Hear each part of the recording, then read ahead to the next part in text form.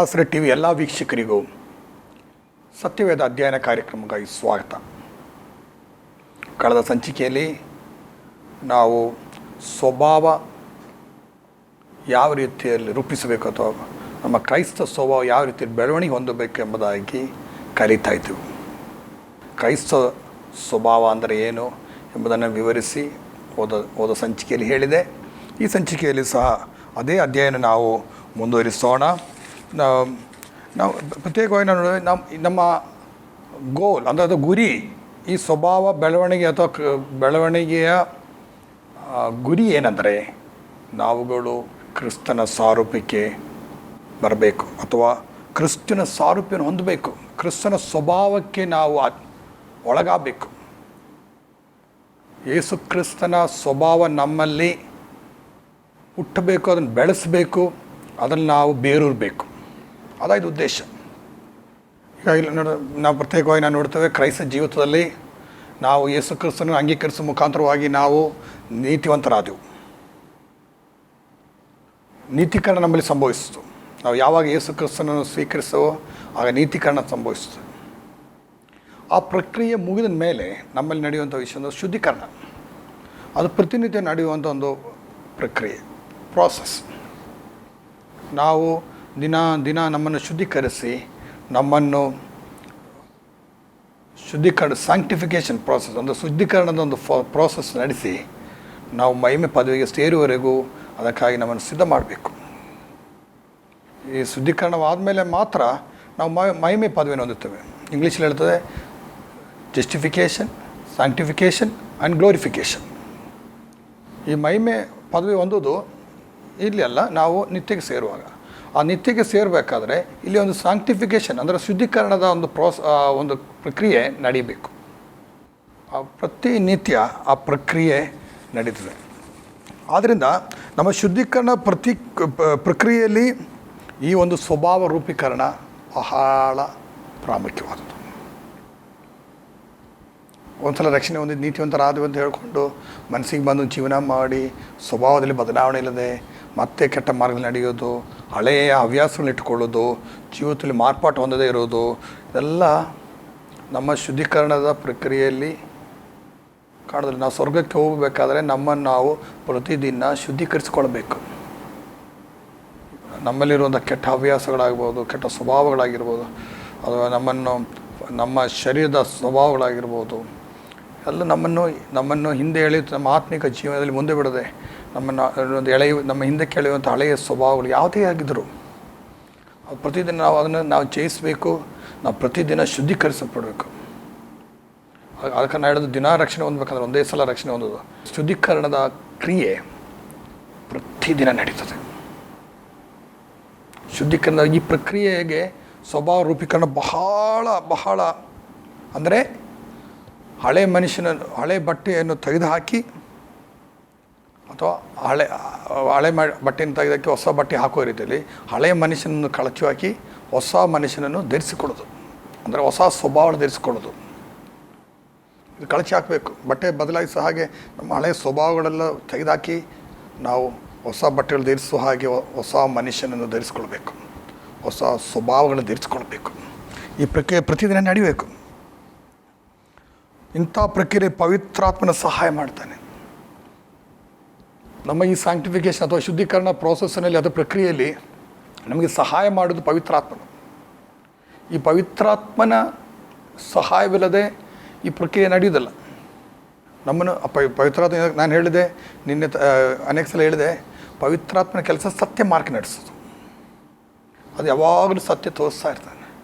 ನಾವು ಕೆಟ್ಟ ದಾರಿ ಹೋಗುವಾಗ, ಸುಳ್ಳು ದಾರಿ ಹೋಗುವಾಗ, ಬೇಡದ ದಾರಿಗಳು ಹೋಗುವ ಸೈತಾನ ನಾವು ಅಧೀನಕ್ಕೆ ಸೈತಾನ ನಮ್ಮನ್ನು ಎಳಿಲಿಕ್ಕೆ ಶ್ರಮಿಸುವಾಗ ಪವಿತ್ರಾತ್ಮ ಹೇಳ್ತಾನೆ, ನೀನು ಹೋಗೋ ದಾರಿ ಸರಿಯಲ್ಲ. ನಮ್ಮನ್ನು ಈ ಒಂದು ನಮ್ಮಲ್ಲಿ ಪ್ರಕ್ರಿಯೆಯಲ್ಲಿ ಪವಿತ್ರಾತ್ಮನಿಗೆ ಸಹಾಯ ಮಾಡ್ತಾನೆ. ಪವಿತ್ರಾತ್ಮನ ಸಹಾಯ ಬೇಕು. ನಮ್ಮ ಸ್ವಂತ ಬಲದಿಂದ ನಾವು ಪ್ರತಿದಿನ ನಮ್ಮ ಈ ಲೋಕ ಜಯಿಸಿ ಪಾಪವನ್ನು ಜಯಿಸಿ ಜೀವಿಸಲಿಕ್ಕೆ ಸಾಧ್ಯವಿಲ್ಲ. ಅದಕ್ಕಾಗಿ ನಮಗೆ ಪವಿತ್ರಾತ್ಮ ದೇವರು ಕೊಟ್ಟಿರೋದು. ಪಾಪದ ಅರಿವನ್ನು ಮೂಡಿಸೋವನು ಆತನ ಕೆಲಸ. ಆದ್ದರಿಂದ ಪವಿತ್ರಾತ್ಮ ನಮ್ಮ ಜೀವಿತದಲ್ಲಿ ಈ ಪ್ರಕ್ರಿಯೆ ನಡೀಬೇಕಾದ್ರೆ ಪವಿತ್ರಾತ್ಮನ ಸಹಾಯ ಮಾಡುತ್ತಾನೆ, ನಿಜವಾದ ಮಾನಸಾಂತರ ಮತ್ತು ಪಶ್ಚಾತ್ತಾಪ ನಡೆಸ್ತಾನೆ. ನೋಡಿ, ನಾವು ಈ ಪವಿತ್ರಾತ್ಮ ನಾವು ಪವಿತ್ರಾತ್ಮನ ಒಂದು ಸಹಾಯಕ್ಕಾಗಿ ಅಥವಾ ಸಹಾಯದೊಂದಿಗೆ ನಾವು ನಮ್ಮ ಶುದ್ಧೀಕರಣ ಪ್ರಕ್ರಿಯೆ ಮುಂದೆ ಹೋಗ ನಿಜವಾಗಲೂ ಒಂದು ಮಾನಸಾಂತರ ಅಥವಾ ಪಶ್ಚಾತ್ತಾಪದ ಮನೋಭಾವನೆ ನಮ್ಮಲ್ಲಿ ಬರುತ್ತದೆ. ಪವಿತ್ರಾತ್ಮ ಹೇಳ್ತಾನೆ, ನೀನು ಮಾಡೋದು ಸರಿಯಲ್ಲ, ನಿನ್ನ ಸ್ವಭಾವ ಸರಿಯಲ್ಲ, ನೀನು ಮಾತನಾಡಿದ್ದು ಸರಿಯಲ್ಲ, ನೀನು ಪ್ರತಿಕ್ರಿಯಿಸಿದ್ದು ಸರಿಯಲ್ಲ. ನಾವು ಅನೇಕ ಸಲ ಪವಿತ್ರಾತ್ಮ ಹೇಳ್ತಾನೆ, ನೀನು ಹಾಗೆ ಮಾರಬಾರ್ದಿತ್ತು, ನೀನು ದೇವರ ಮಗು, ನೀನು ದೇವರನ್ನು ತಿಳ್ಕೊಂಡವನು, ನೀನು ರಕ್ಷಣೆ ಹೊಂದಿದವನು, ಸತ್ಯವನ್ನು ಅರ್ಥವನು, ಸತ್ಯ ಅರ್ಥ ಅಂತ ನೀನು ಈ ಮಾರ್ಗದಲ್ಲಿ ಹೋಗಬಾರ್ದು. ಆವಾಗ ಆಟೋಮೆಟಿಕ್ಕಾಗಿ ಅಥವಾ ನಾವೇನು ಮಾಡ್ತೇವೆ, ತಿರುಗಿ ಹಿಂದಿರುಗ್ತೇವೆ, ಮಾನಸಾಂತರ ಹೊಂದ್ತೇವೆ, ಪಶ್ಚಾತ್ತಾಪ ಪಡ್ತೇವೆ. ಪಶ್ಚಾತ್ತಾಪ ಪಟ್ಟು ದೇವರ ಸನ್ನಿಧಿಯಲ್ಲಿ ತಿರುಗಿ ಬರ್ತೇವೆ. ಸೊ ಆ ಒಂದು ಹೆಲ್ಪ್ ಸಹಾಯ ನಾವು ಕ್ರಿಸ್ತನ ಹಾಗೆ ಆಗುವುದಕ್ಕೆ ನಮ್ಮ ಚಿತ್ತ, ನಡತೆ, ಮನಸ್ಸಾಕ್ಷಿ ನಮ್ಮ ಎಲ್ಲವನ್ನು ಪಾಲ್ಗೊಳಿಸಬೇಕು. ನಮ್ಮ ಮನಸ್ಸನ್ನು ಪಾಲ್ಗೊಳಿಸಬೇಕು, ನಮ್ಮ ಚಿತ್ತವನ್ನು ಪಾಲ್ಗೊಳಿಸಬೇಕು. ಅದು ಮಾತ್ರವಲ್ಲ, ನಮ್ಮ ಮನಸ್ಸಾಕ್ಷಿಯನ್ನು ಪಾಲ್ಗೊಳಿಸಬೇಕು. ಸುಮ್ಮನೆ ಬಾಯಿಂದ ಬದಲಾವಣೆ ಅಂತ ಹೇಳಿದ್ರೆ ಸಾಧ್ಯವಿಲ್ಲ. ನಮ್ಮ ಮನಸ್ಸು ರೆಡಿ ಆಗಬೇಕು, ಮನಸ್ಸಾಕ್ಷಿ ಅದನ್ನು ಸಿದ್ಧ ಮಾಡಬೇಕು. ಅದೇ ರೀತಿ ನಮ್ಮ ಚಿತ್ತ, ವಿಲ್ ಪವರ್ ದೇವ್ರು ಕೊಟ್ಟಿದ್ದಾನೆ. ನೋಡಿ, ದೇವರಿಂದ ಸೃಷ್ಟಿ ಮಾಡಿದ ಆದಾಮ ಅವರನ್ನ ಬೆಳಿಗ್ಗೆ ಹೇಳ್ಬೇಕಾದ್ರೆ ಅವರಿಗೆ ಒಂದು ಚಾಯ್ಸ್ ಇದೆ. ಬೇಕಾ ಬೇಡವಾ, ಕೆಟ್ಟದನ್ನು ಆರಿಸ್ಕೋಬೇಕಾ ಬೇಡ, ಅದೇ ಆರಿಸಿಕೆ ಇವತ್ತೂ ಇದೆ ನಮಗೆ. ನಾವು ದೇವ್ರ ಮಕ್ಕಳಾಗಿ ಜೀವಿಸುವ ಕೆಟ್ಟದನ್ನು ಆರಿಸಬೇಕಾ ಬೇಡ ಎಂಬುದಾಗಿ ಮನಸ್ಸು ಹೇಳುತ್ತದೆ. ನಮ್ಮ ಮನಸ್ಸಾಕ್ಷಿ ಹೇಳ್ತದೆ ಬೇಡ. ನಮ್ಮ ವಿಲ್ ಪವರ್, ನಮ್ಮ ಚಿತ್ತ, ಅದನ್ನು ಸಹ ನಾವು ಉಪಯೋಗಿಸಬೇಕು. ಇದೆಲ್ಲ ಒಟ್ಟಿಗೆ ಸೇರಿ ಕ್ರಿಸ್ತನ ಸ್ವಭಾವಕ್ಕೆ ಸಾರೂಪಕ್ಕೆ ಬರಲು ನಮಗೆ ಸಾಧ್ಯ. ಇಲ್ಲಿ ಒಂದು ದೇವರ ಕ್ರಿಯೆ, ಮನುಷ್ಯನ ಕರ್ತವ್ಯ, ಎರಡು ಒಟ್ಟಿಗೆ ಹೋಗಬೇಕು. ಅಂದರೆ ಇನ್ನೊಂದು ರೀತಿ ಹೇಳಿದರೆ, ದೇವರ ಶಕ್ತಿ ನಮಗೆ ಬೇಕು, ದೇವರ ಸಹಾಯ ಬೇಕು, ಪವಿತ್ರಾತ್ಮನ ಸಹಾಯ ಬೇಕು ನಾವು ಒಳ್ಳೆಯ ಜೀವಿತ ನಡೆಸಲಿಕ್ಕೆ. ದೇವರ ಸ್ವಭಾವ, ದೈವಿಕವಾದ ಸ್ವಭಾವ ನಮ್ಮಲ್ಲಿ ರೂಪಿಸಬೇಕಾದ್ರೆ ದೇವರ ಶಕ್ತಿ, ದೇವರ ಸಹಾಯ ನಮಗೆ ಅವಶ್ಯಕತೆ, ಪವಿತ್ರಾತ್ಮನ ಸಹಾಯ ಬೇಕು. ಅದೇ ಸಮಯದಲ್ಲಿ ನಮ್ಮ ಕರ್ತವ್ಯ ಸಹ ಇದೆ. ನಾವು ನಮ್ಮ ಕರ್ತವ್ಯನ ಮರೆತು ನಾವು ಜೀವಿಸೋಲ್ಲ. ದೇವರನ್ನು ಏನೋ ಮಾಡಿಕೊಳ್ಳಿ, ದೇವರನ್ನು ಬದಲಾಯಿಸಲಿ, ದೇವ್ರು ನನಗೆ ಒಳ್ಳೆ ಮನಸ್ಸು ಕೊಡಲಿ, ದೇವ್ರು ನನ್ನ ಜೀವಿತದಲ್ಲಿ ಸ್ವಭಾವ ಮಾರ್ಪಡಿಸಲಿ ಎಂದು ಹೇಳಿ ನಾವು ಎಲ್ಲ ದೇವರ ಮೇಲೆ ಇಟ್ಕೊಂಡು ನಮ್ಮ ಕರ್ತವ್ಯ ನಾವು ಮರಿಬಾರ್ದು. ಇದು ಒಟ್ಟಿಗೆ ದೇವರ ಶಕ್ತಿ, ಮನುಷ್ಯನ ಸಹಕಾರ, ಮನುಷ್ಯನ ಕರ್ತವ್ಯ ಒಟ್ಟಿಗೆ ಹೋಗಬೇಕು. ಯೇಸು ಸ್ವಾಮಿ ಪಾಪರಹಿತವಾದ ಜೀವಿಸಿದೆಂಬುದಾಗಿ ನಾವು ಕಾರಣ ನಾವು ಸಹ ನಮ್ಮ ಪಾಪಕ್ಕೆ ಸತ್ತವರಾಗಿ ಎಣಿಸಬೇಕು. ಯೇಸು ಸ್ವಾಮಿ ಪಾಪರಹಿತ ಜೀವನ ನಡೆಸಿದ, ಅದು ದೊಡ್ಡ ಮಾದರಿಯಾಗಿದೆ. ನಾವು ಸಹ ನಮ್ಮ ಪಾಪಗಳಿಗೆ ಸತ್ತವರೆಂದು ಎಣಿಸಬೇಕು. ಪರಿಶುದ್ಧವಾದ ಜೀವಿತ ಜೀವಿಸುವಾಗ ನಾವು ಕ್ರಿಸ್ತನ ಹಾಗೆ ಆಗ್ತೇವೆ.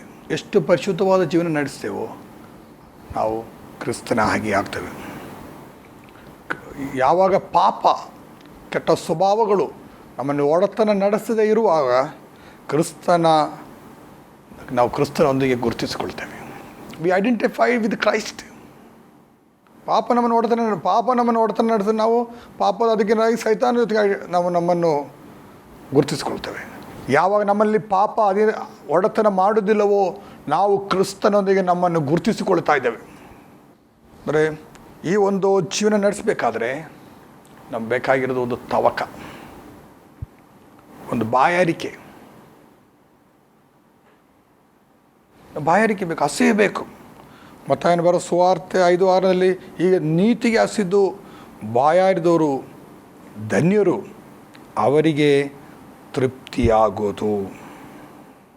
ನೀತಿಗೆ ಹಸಿದ್ದು ಬಾಯಾರಿದವರು ಧನ್ಯರು. ಈ ನೀತಿಯ ಜೀವಿತ ನೀತಿವಂತರಾಗಿ ಜೀವಿಸಬೇಕಾದ್ರೆ ಅದಕ್ಕೊಂದು ಬಯಕೆ ಇರಬೇಕು. ಅದು ಆರಿಂದ ಕೊಡಲಿಕ್ಕೆ ಸಾಧ್ಯವಿಲ್ಲ. ನಾವು ಬಯಸಿದ್ರೆ ಮಾತ್ರ ನಡೀತದೆ. ನನಗೆ ನೀತಿವಂತರಾಗಿ ಜೀವಿಸಬೇಕು, ನನಗೆ ಸತ್ಯಕ್ಕಾಗಿ ಜೀವಿಸಬೇಕು, ನನ್ನಲ್ಲಿ ಕ್ರಿಸ್ತನ ಸ್ವಭಾವದಲ್ಲಿ ನನ್ನ ಜೀವಿತ ಕ್ರಿಸ್ತನ ಸ್ವಭಾವದೊಂದಿಗೆ ರೂಪಾಂತರ ಹೊಂದಬೇಕು. ಕ್ರಿಸ್ತನ ಸ್ವಭಾವ ನನ್ನಲ್ಲಿ ಬೆಳೀಬೇಕು.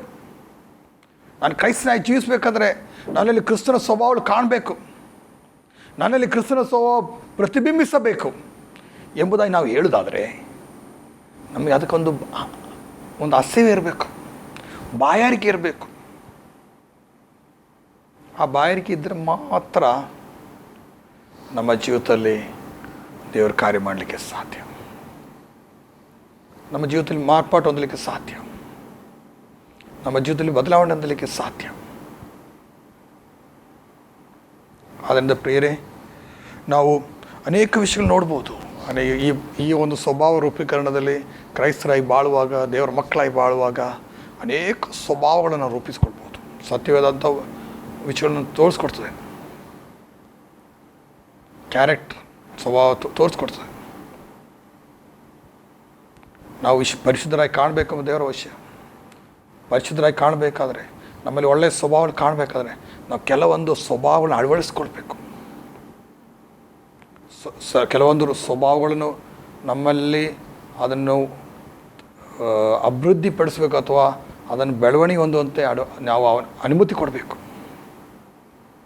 ಇವತ್ತು ಮುಖ್ಯವಾಗಿ ನಮ್ಗೆ ಬೇಕಾಗಿದ್ದು ನಾವು ಅನೇಕ ವಿಷಯಗಳುಂಟು, ಆದರೆ ಕೆಲವು ಪಾಯಿಂಟ್ಸ್, ಕೆಲವು ವಿಷಯಗಳು ಮಾತ್ರ ಕ್ರೈಸ್ತ ಸ್ವಭಾವದಲ್ಲಿ ಬೇಕಾದ ಕೆಲವು ವಿಷಯಗಳು ಮಾತ್ರ ನಿಮ್ಮ ಮುಂದೆ ಇಟ್ಟು ನಾನು ಸ್ವಭಾವದ ಬಗ್ಗೆ ಮಾತನಾಡಿ ಮುಗಿಸಲಿಕ್ಕೆ ಬಯಸ್ತೇನೆ.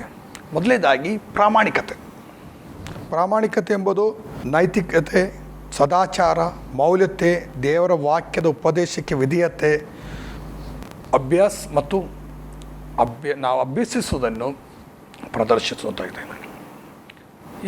ನಾವು ಇಂಟ್ರಿಗ್ರಿಟಿ ಅಥವಾ ಪ್ರಾಮಾಣಿಕತೆ ಎಂಬುದು ಅದು ನಾವು ಯಾವ ರೀತಿ ನೈತಿಕತೆ, ನಮ್ಮ ಮೌಲ್ಯ, ಎಷ್ಟು ಮೌಲ್ಯತೆ ವ್ಯಾಲ್ಯೂಸ್, ಮೌಲ್ಯತೆಗಳಿಗೆ, ದೇವರ ವಾಕ್ಯಕ್ಕೆ ವಿಧೇಯರಾಗೋದಕ್ಕೆ, ದೇವರ ವಾಕ್ಯ ಅಭ್ಯಸಿಸೋದಕ್ಕೆ ಎಷ್ಟು ಮಾತ್ರ ನಾವು ಪ್ರಾಧಾನ್ಯತೆ ಕೊಡ್ತೇವೋ, ಅದನ್ನು ಪ್ರದರ್ಶಿಸುತ್ತೋ ಅದಾಗಿದೆ ಪ್ರಾಮಾಣಿಕತೆ. ಅದೆಲ್ಲವನ್ನು ಪ್ರದರ್ಶಿಸುತ್ತೆ.